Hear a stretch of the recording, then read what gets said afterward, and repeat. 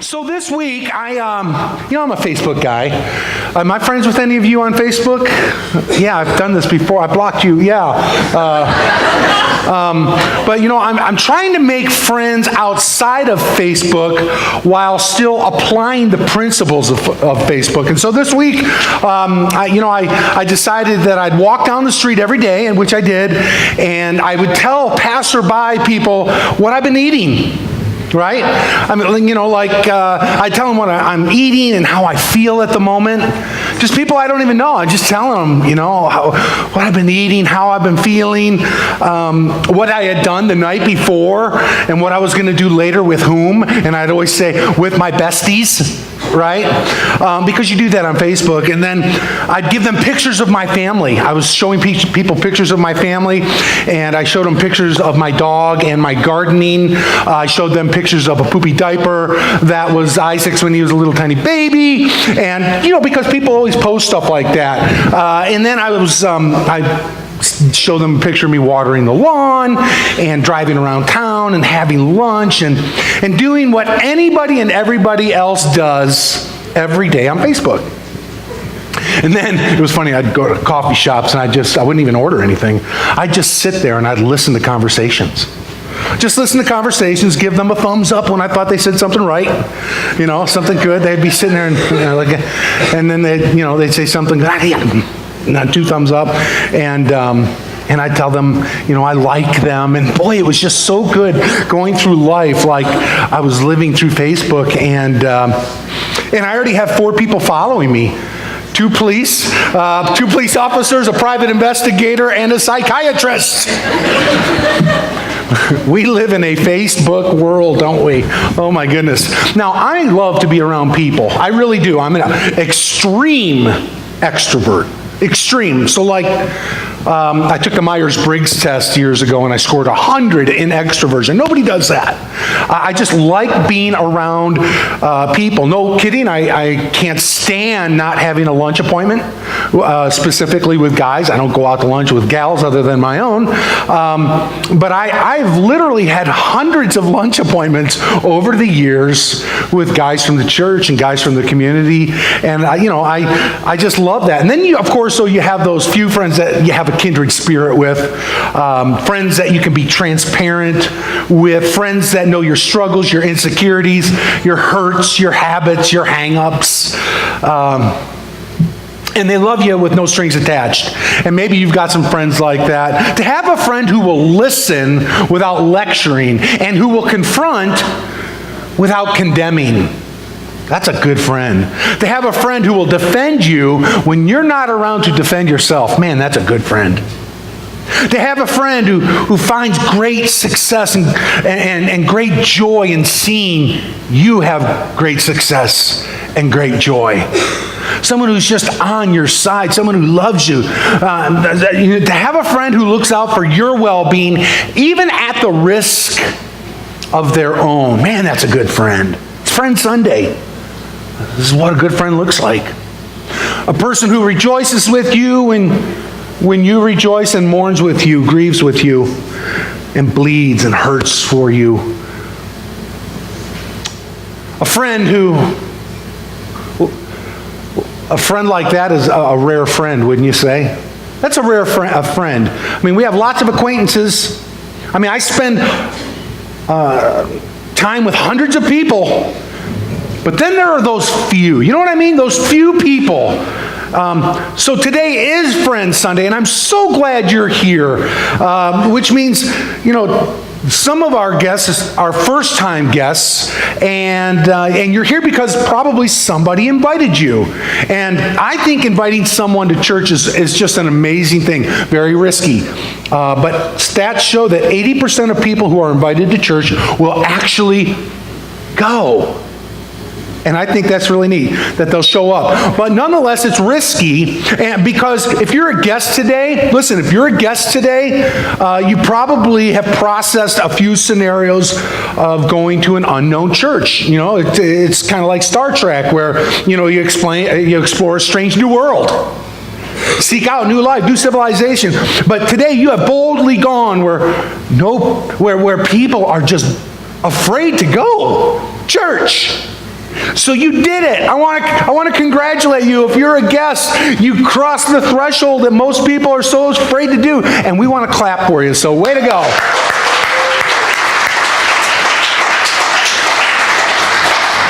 And if you're here as a guest, then you start thinking back to the Star Trek stuff. You think, hold it now. I wonder, are they weird? You ever been in a weird church besides this one? Anybody? Yeah. Let me try that again. Have you ever been in a weird church, not including this one? Okay, well, good. Where they speak kind of their own Klingon, churchy kind of language, and then you start thinking, are they going to single me out and make me stand up? Are they going to make me say something? I mean, let's face it, guys. Church can be weird. Speaking of weird, I think my buddy Wes is here. Anybody see Wes around, anybody? Wes, come on up here. Let's give it up for Wes.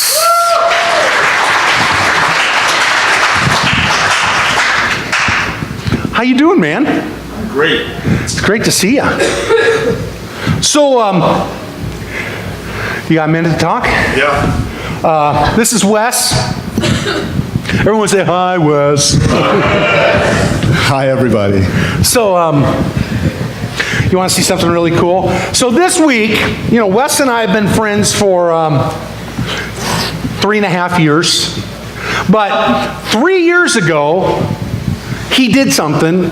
He friended me on Facebook. And so this week, he did something only most girls do. He celebrated our friendship on Facebook. You guys know what I'm talking about? Remember, it took him 6 months to accept my friend request. Just throwing that out there. Dude, I was waiting for you to get out of jail. I mean, come on. But here's a picture of it. This is what you sent me this week. Let me put my glasses back on here. Feels like forever, I said. And what did I say? I said I'm the greatest. Oh, yeah. I was actually talking to your wife right there. Right. And she's stunning. She's beautiful. Yeah. So anyway, but 3 years, and I started thinking, if I could remember when you started coming to Thrive, and then I remembered that you came to Thrive as an invitation from somebody. It's true, on a friend day. From a gal that's here today. Yep. Back over there in the corner, Bridget Smith. Right over. Bridget, wave your hand, Bridget. Woo! Oh, there she is. Bridget, I need to talk to you. No, just... She actually invited Debbie. I'm just the unfortunate extra that came along. Yeah, I know. So anyway, I started thinking, well, hold it. He was here on a friend day, and that was March 4th, 2014, so like 3.5 years ago, and I started thinking, holy smoke, I bet I have some pictures from that day, because a lot of times, even today, we've been taking pictures at Friend Day, and I'm serious. You haven't seen these. I started digging through the old pictures, and it's just crazy what I found. So here's picture number 1. Wes, there's me and Wes meeting for the very first time. Look at that. Who would have known? Aiden, look at how short you are. Watch me so short. Huh? What? Look how short Aiden is. Aiden, yeah, Aiden, you're a little squirt. Sorry, buddy. Yeah, but this is the first time you're coming through the doors. I think you still are wearing those same clothes today. But this is our, hey, buddy, look, hey, this is us. That was us. That's us. First time. We should write a song or something about For that. the first time. The first time ever I saw your face. I tried to run the other way. Okay. But baby, I got this feeling anyway. Something like that. And now we're stuck like glue. Just me and you. Okay, you know what? This is getting really weird. So there's another picture. Yeah, correct? picture number 2. Check this out. So seriously, there's Wes standing in the corner back there. You see that? That's where I was. That is you. That's where he was, right over here. And we did this competition just on Friend Day. We wanted to give a big prize, so we said, all right, we're going to give a big prize to the person who has the most tattoos. And so next thing you know, Wes starts undressing. He's like, I've got all kinds of tattoos. Standing on a chair. I'm going to win this thing. Yeah, and he starts showing us all of his tattoos. How many do you have, by the way? I don't know. Okay. That's a bunch. Yeah, it's nasty. You stopped counting. But yeah, and we stopped. It got long. We stopped counting at his hip. But yeah, so there, I was just looking through pictures, and seriously, I found that picture. That's That's you, crazy. buddy. That's pretty cool. And then we have a third picture. There he is. Wes checking things out. He's singing. Look at that. He's singing. He's hanging out. He's like, what you talking about, Willis? You know, you've got that look on your face like, Reading the words off the screen, I don't know if I was singing at that point. I didn't know any of the words. I didn't know. I didn't know you read. Okay. But yeah, so there you are standing there checking it out. The fourth picture, though, is probably one of my favorites. Check this one out. Wes is leaving. Now, this is 3.5 years ago. I didn't even know the guy. There he is leaving. And it's funny because look at the lady in front of you. She's like holding on to her purse for dear life. She probably knows about That guy won the tattoo contest. I better hold on Yeah, to he's my got purse. tattoos. But let's go back to the first pictures. Watch this, because I want you to kind of explain this. Wes, you're coming through the doors of a church for the first time in how long? Over 20 years, 22, 23 years, somewhere in there. And what was your life like at that point? Carry the one.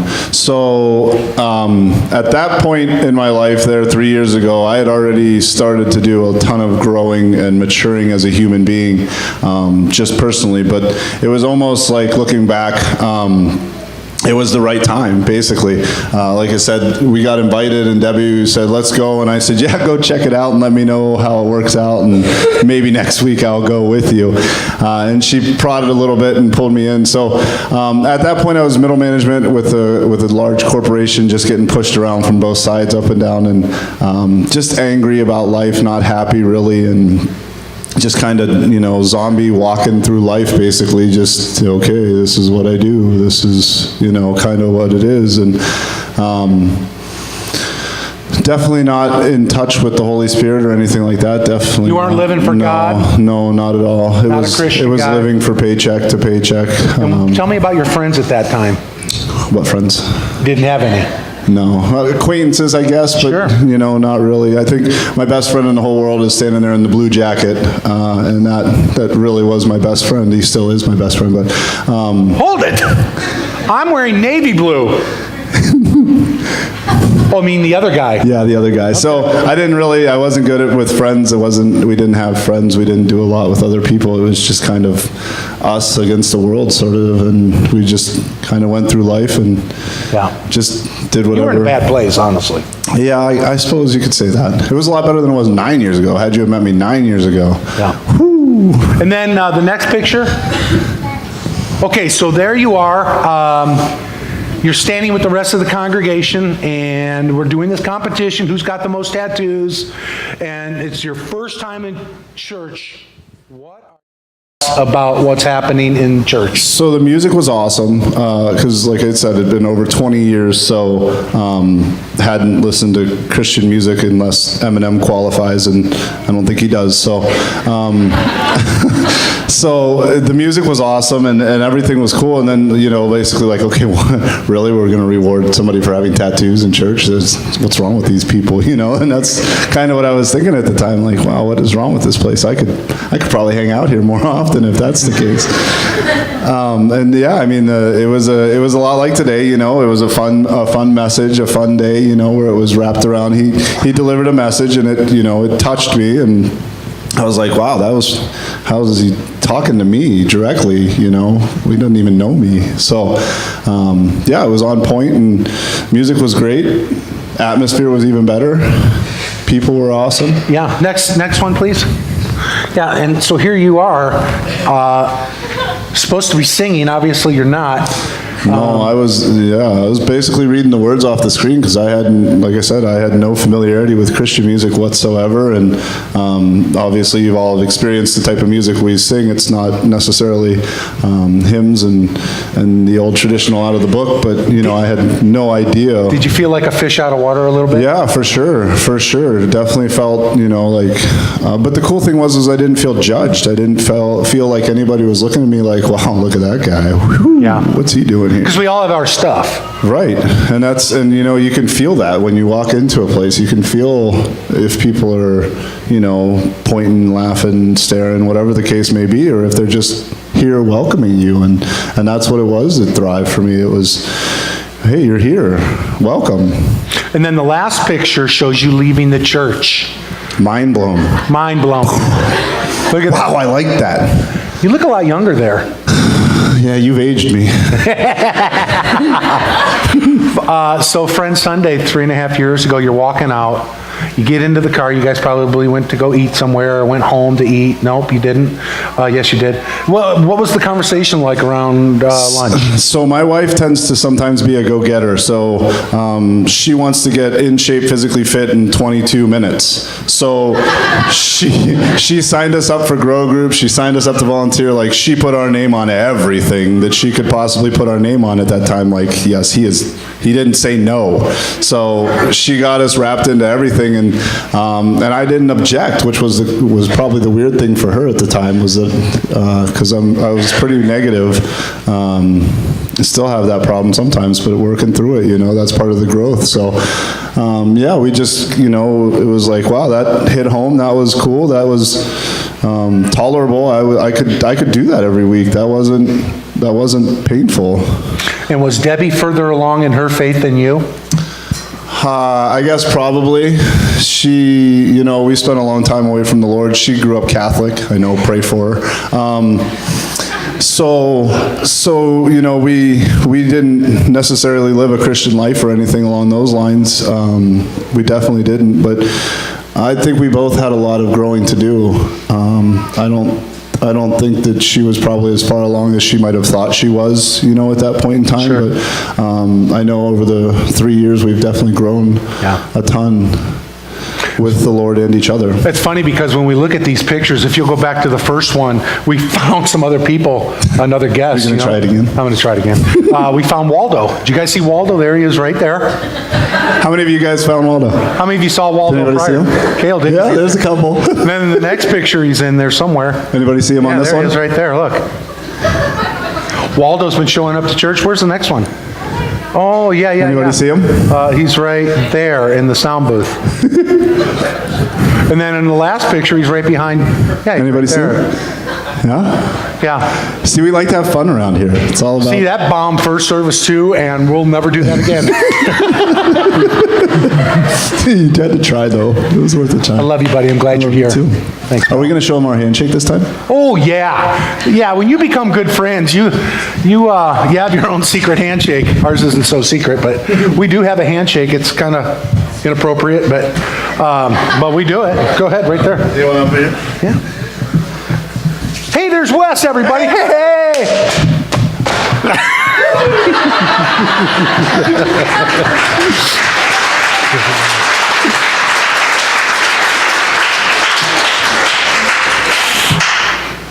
That hurt. As Wes sits down, my feeling is this, that although the church isn't perfect, and we all know that, and yes, church can sometimes feel weird,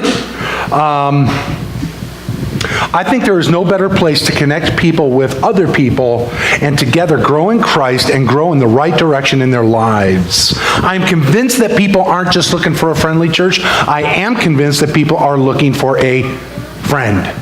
People are looking for a friend. Listen to Ecclesiastes chapter 4, verses 9 through 12. 2 are better than one because they have a good reward for their labor. For if they fall, one will lift up his companion. But woe to him who is alone when he falls, for he has no one to help him up. Again, if two lie down together, they will keep warm. But how can one be warm alone? And though they may be overwhelmed by another, two can withstand him. And so when the wisest man who ever lived wrote that, his name is Solomon, when he wrote that, we tend to think about that as kind of alluding to marriage, but I think it goes much deeper, much further than just talking about marriage. This is for people who are humans, and people that are lonely, and people that wander this earth in this dog-eat-dog life. I mean, you got to admit, life is hard. Life is just hard, and I believe the answer to not just surviving, but thriving is friends. Godly friends. I really believe that. I really believe that the answer to life is not just surviving, but thriving with godly friends. because the word says two are better than one, because they have a good reward for their labor. When you have a good reward, when you are friends with somebody, there is a reward there. There's something that happens as a result of that. And you know what I'm talking about. If you have a close friend, there is not just this connection, but something happens and results and comes and is birthed out of that friendship. Lisa and I have made, some great investments. We've invested in a house. We've invested in a couple cars. We've invested in our retirement. But the best investment we can make is investing in friends. Investing in friends. Now, I want us to look for the next few minutes, this is a fairly short sermon, at 4 characteristics of a real friend. And as we go through these, listen, this is what I want you guys to do. I want you to kind of like run these through your mind, a mental checklist. What do my friends look like compared to what Pastor Mark is talking about in the sermon? Because my guess is that sometimes we have friends and we keep them around and we're friends with them, but they really bring us down. Here's the first one. A real friend is a friend who helps you when you're down. Look at verse 10. For if they fall, one will lift up his companion, but woe to him who is alone when he falls, for he has no one to help him up. Now, you may have a lot of people in your life, right? You might have a lot of people in your life, and you might call them acquaintances, people you might talk to, people that you might run into and say, hey, Bill, how you doing, buddy? But as far as having those few real friends, you want to know how you can tell whether or not somebody's sort of a friend and a really good friend? Here's how you can tell. Just get in trouble. Just get in trouble. Because the people that are still around are your real friends. And there may not be as many left as you would have hoped when you get in trouble. A friend is the kind of person who, you can call at 2 a.m. and tell them, hey man, listen, I just need you to come here. And a real friend, they don't ask, oh man, what's the problem? So that they can kind of decide, well, do I really want to go there? Or do I really not want to go there? Is it worth getting? No, a real friend says, okay, I'm coming. I got to brush my teeth and I got to put on my jeans. I'll be right there. And they're out the door and they're by your side. A friend like that is a real friend. Do you have those kind of friends? Look at what Proverbs 17:17 says. It says, a friend loves at all times, and a brother is born for adversity. So a real friend helps you when you're down. And number 2, a real friend is someone who provides emotional or physical warmth in a cold, cruel world. Listen to verse 11. Is that me?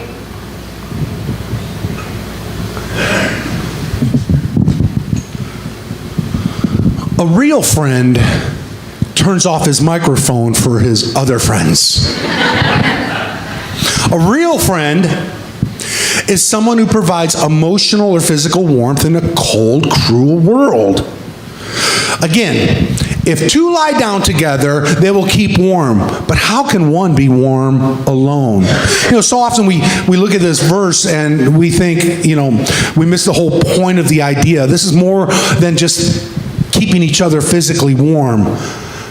We need to face circumstances beyond our control sometimes. And the best thing that can happen is when someone pulls alongside us and says, hey man, I'm here for you. Or when you're part of a small group, a Bible study group, a grow group, and you have somebody come along and you know what? And they're there for you and they build you up. Because I don't know if you're like me.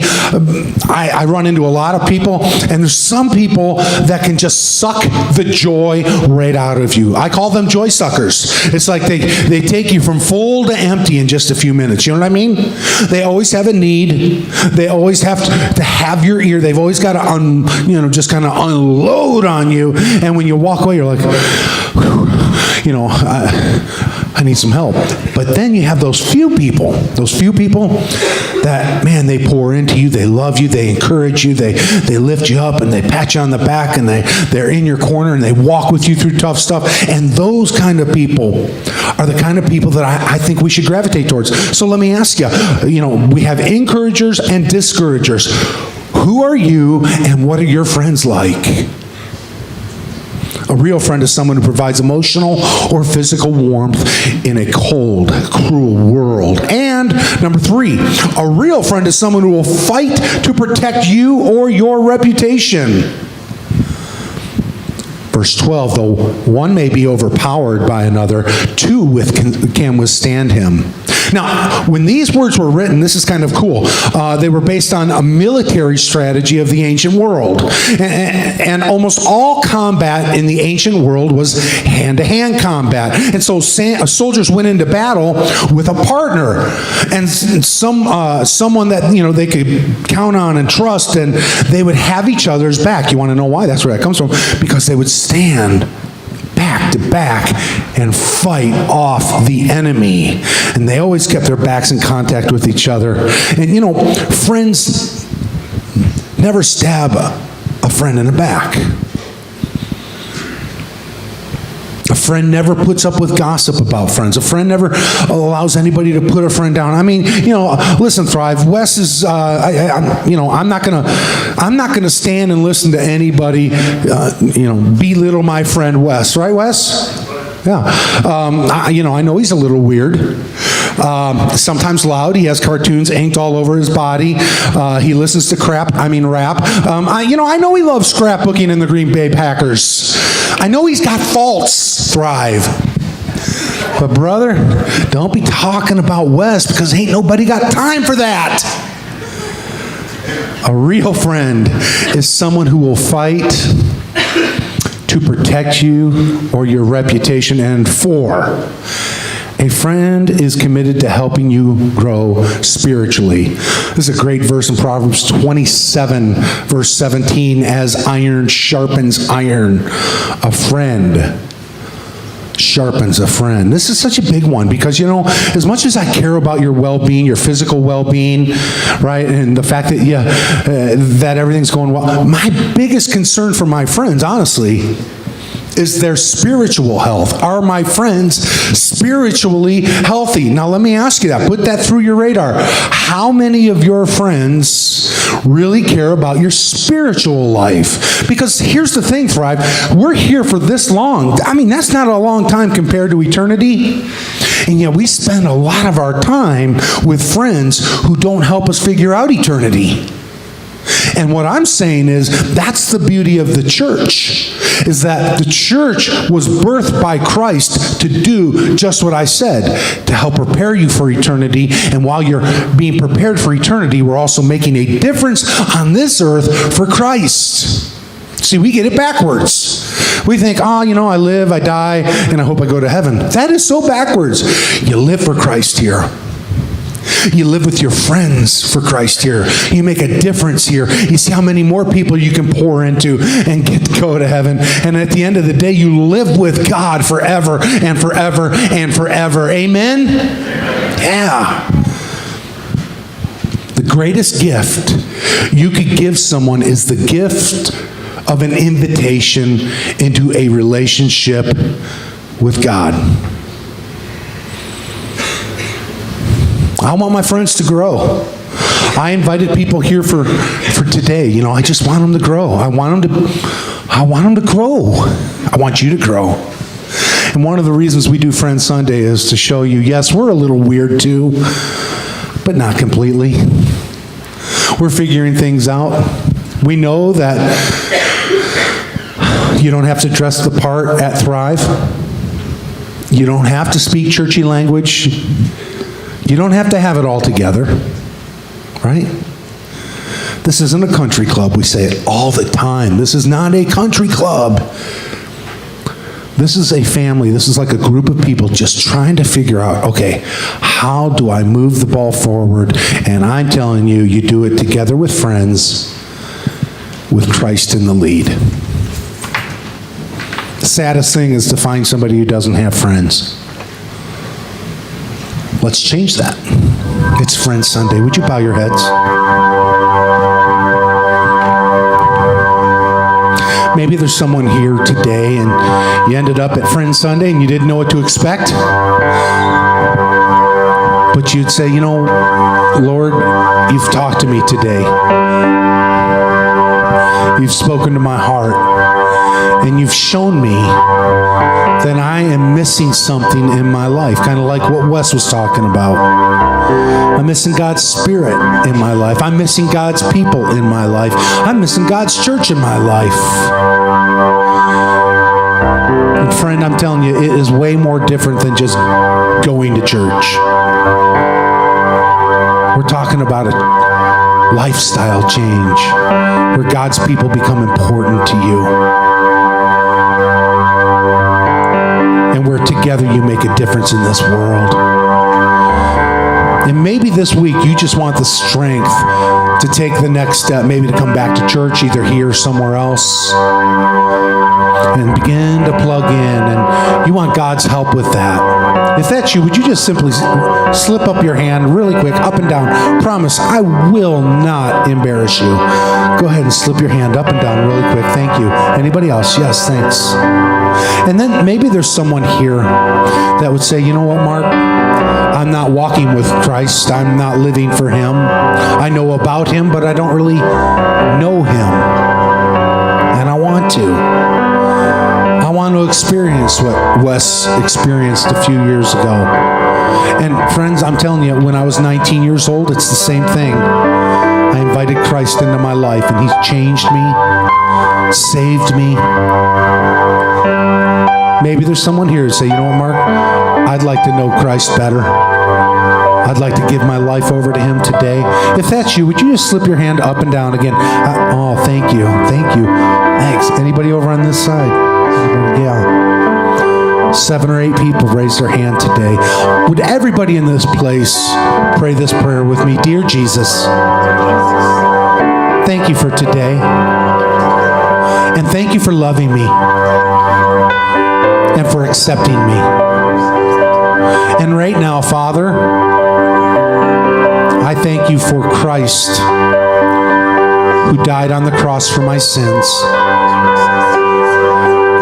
And I ask now that Jesus would come into my life and make me a new person. In Jesus' name, amen. God is a good God, and He loves His people. He loves His people. And we're going to stand. We're going to finish up here in just a second, but I just encourage you, sing to the Lord this morning. Remember, you are here more than just to survive. You're here to thrive in God. So let's sing.